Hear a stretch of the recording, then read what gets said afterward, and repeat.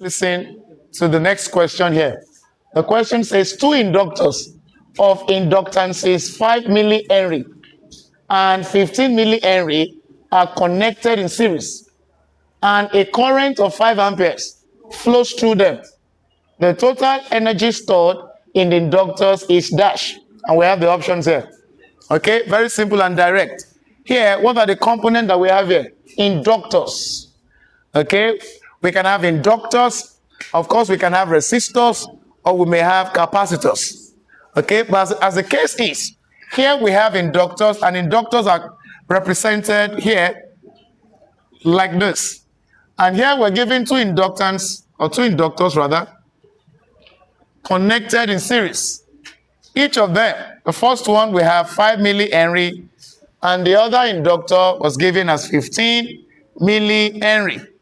We're told, going by the question anyway, we're told they are connected how? In series. All right.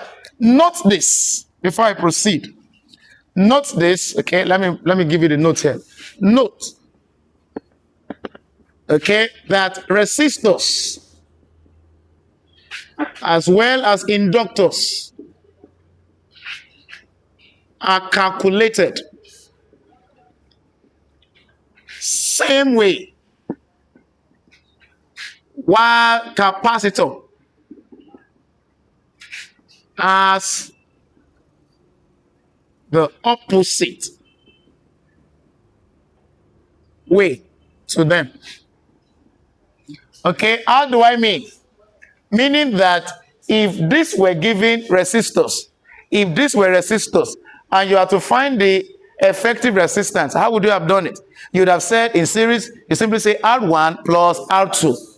So here, the note I gave you here tells us that, okay, now that they are inductors, so we'll still assume the same way of calculating resistors as well.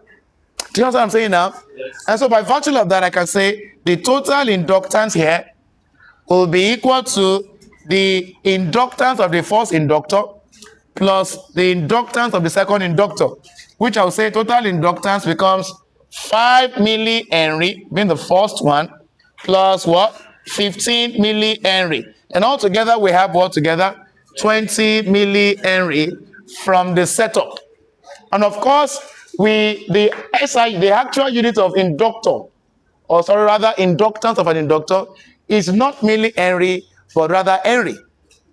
Just as current is what? Amperes, not milliampere. So that's how we converted the other one too in the other question, to amperes. So the same thing applies here. So we convert immediately to what? Henry. And how do you do to Henry? Now anytime you have milli, you simply say what? That very number, 20, times 10 to the power minus 3. Then that goes back to normal Henry. Mathematically also means you are dividing by 1,000. Do you understand what I'm saying now? So we've been able to get the effective inductance now in Henry. Okay, now moving further. Here we have to find the total energy stored in the whole inductor. All right. Now here, recall that energy stored in an inductor is given as what? Half Li squared. Where E is the energy stored, L is the inductance of the inductor, and I is the current flowing. But there are concepts applicable to this formula.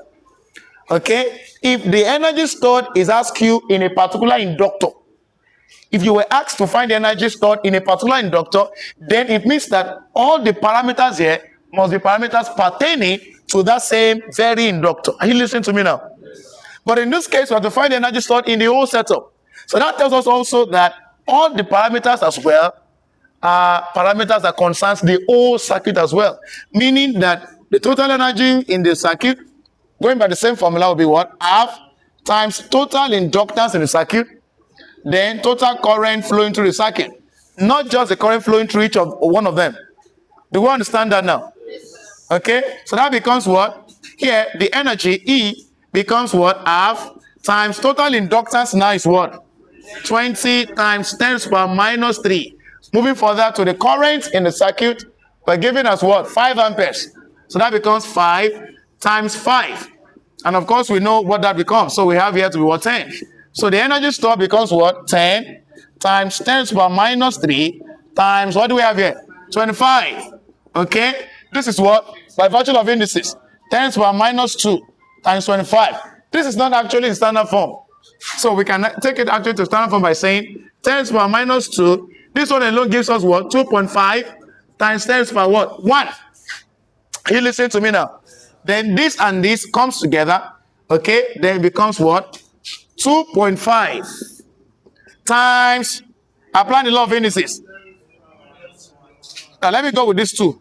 With the law of indices. 10 to the power minus 2 times 10 to the power 1. Do you understand that now? That gives me what? I pick one of the base. I have minus 2 plus 1. That gives me 10 to the power minus 1.